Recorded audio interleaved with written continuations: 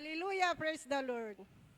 Ang pinakamataas na pagpupuri, pagluluwalhati at pagdadakila ay para lamang sa ating pinakamamahal na Panginoon Hesus po lamang.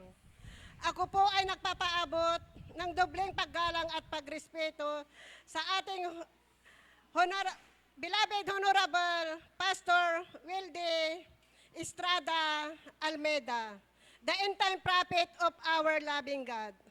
At patuloy po natin inaalala at sinasariwa ang mga ginintoang turo at aral ng ating beloved Assistant Pastor Lina Kumon Almeda at sa kanilang beloved children. Ako rin po ay bumabati sa ating beloved ordained preacher at sa kanyang buong pamilya. At sa mga beloved preacher, worker, choir members, mga kapatiran, baguhan man o datihan. Isang magandang oras po sa atin lahat.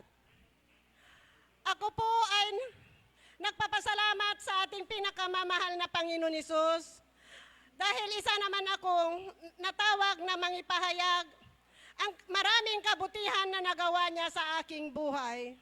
Mula nung ako ay nasib na dito, mga minamahal. Alam niyo mga minamahal, may taglay akong sakit na asma mga minamahal. Andyan na talagang matagal ko na dinaramdam yun mga minamahal. Isang buwan, baka 2 beses, 3 buwan na atake ang aking asma mga minamahal.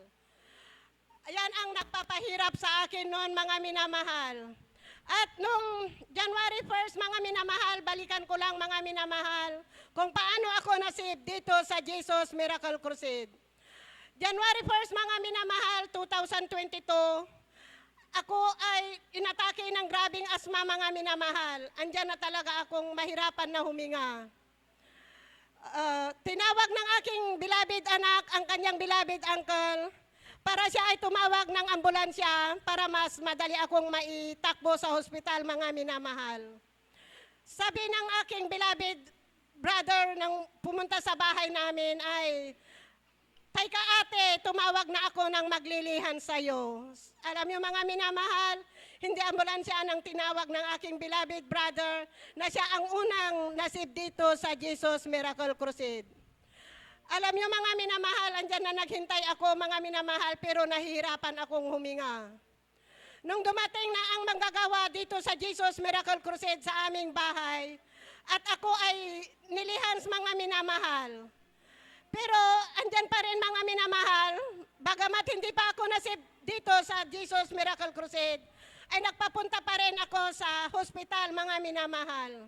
Andyan na nahirapan pa rin ako sa hospital mga minamahal at sabihin nila na ako ay lagyan ng tubo. Pero hindi pumayag ang aking mga anak. At sinabi nila na mas maganda na lang i-transfer ako sa provincial mga minamahal. At yun mga minamahal, ay na-transfer nga ako sa provincial mga minamahal. Pero nung nasa loob pa ako ng ambulansya mga minamahal, na papunta pa sa provincial mga minamahal, ay nanalangin ako sa ating pinakamamahal na Panginoon Hesus. Sabi ko, Panginoon Hesus, pagalingin mo ako at dadalo ako sa Jesus Miracle Crusade. Nung ako ay naipasok na sa aking kwarto mga minamahal, naiwan akong mag-isa mga minamahal. Ang nainiwan lang nila sa akin ay placard na pagkailangan ko ang serbisyo ng doktor sa akin, ay itataas ko lang. Ang nakasulat doon ay help mga minamahal, itutok ko daw sa CCTV. Pero nagpapasalamat ako sa ating pinakamamahal na Panginoon, ay never na ginamit ko yon mga minamahal. Kasi nung umalis na ang nurse na nangingihatid sa aking kwarto, ay nang iwan na nila ako, ay inulit ko ang humingi ng paggabay at patnubay ng ating pinakamamahal na Panginoon. Nangako na naman ako mga minamahal at nanalangin. Sabi ko, wag mo ako pabayaan dito, Panginoon, nag-iisa lang ako. Ikaw ang gumabay sa akin dito, sabi ko. At paglabas ko dito, talaga dadalo ako sa Jesus Miracle Crusade. At nangako ako mga minamahal at naramdaman ko ang kaginhawaan na maski hindi pa ako nakadalo dito. Kaya nagpapasalamat ako sa ating pinakamamahal na Panginoon. Hanggang noon at hanggang ngayon ay hindi na umaatake ang aking asma.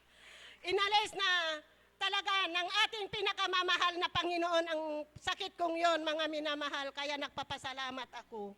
At nagpapasalamat din ako sa ating pinakamamahal na Panginoon dahil binago na ang aking buhay.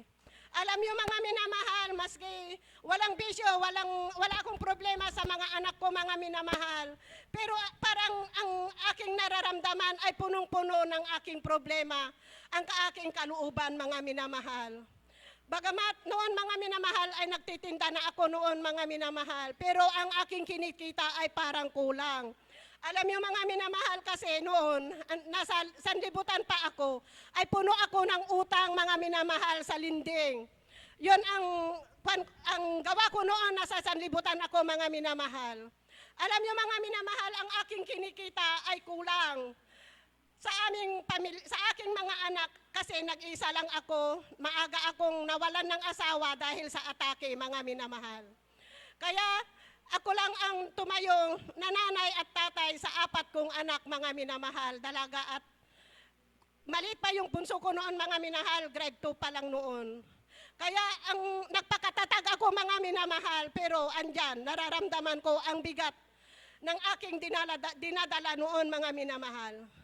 Alam niyo mga minamahal, noon nagtitinda ako, kulang-kulang, mga minamahal.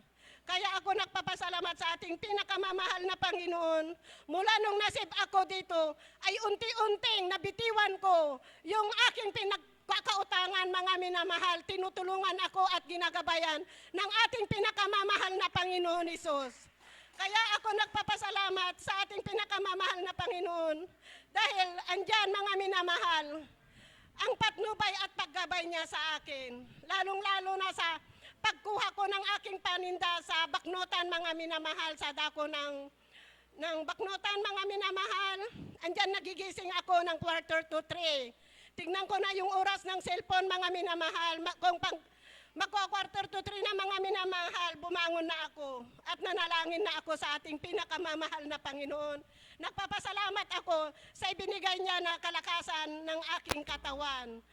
At sabi ko, paglabas ko sa bahay namin, Panginoon, patawarin mo ako sa aking nagawang kasalanan. Patnubayan mo po ako, Panginoon. Hindi mo po ako pabayaan dahil kukuha ako ng pagkakakitaan.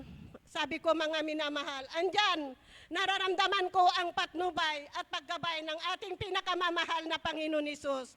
Alam niyo mga minamahal, papunta ako, hindi, parang nararamdaman ko, mga minamahal, na ang gaan ng aming pagtatakbo ng tricycle, mga minamahal, parang walang sagabal, mga minamahal. Kaya nagpapasalamat ako sa ating pinakamamahal na Panginoon.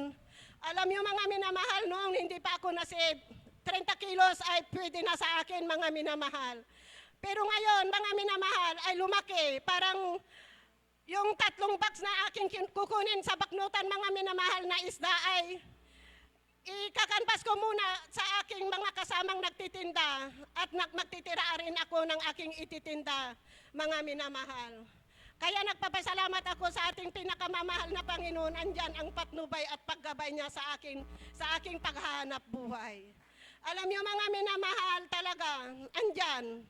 Kung binago ng aking Panginoon Hesus ang aking talagang pag-uugali. Alam niyo mga minamahal, yung mga kapitbahay ko, kung magtatanong sila na kung may ititinda akong bigas, kung wala akong itindang bigas, mga minamahal, tinatanong ko sa kanila kung may isasaing. Kung wala, mga minamahal, kukuha ka na dito, papalitan mo pag may ititinda ako, sabi ko sa kanila. Parang pag makaalis na yung tao, mga minamahal, ang gaan-gaan ng aking pakiramdam. Yon mga minamahal ay hindi ko nararamdaman nung nasa sanlibutan ako, mga minamahal. Hindi ko ginagawa yun, tumutulong, mga minamahal. Kaya nagpapasalamat ako sa ating pinakamamahal na Panginoon dahil lubos na binago niya ang aking buhay. At ang aking buhay ngayon, mga minamahal, ay parang gumagaan.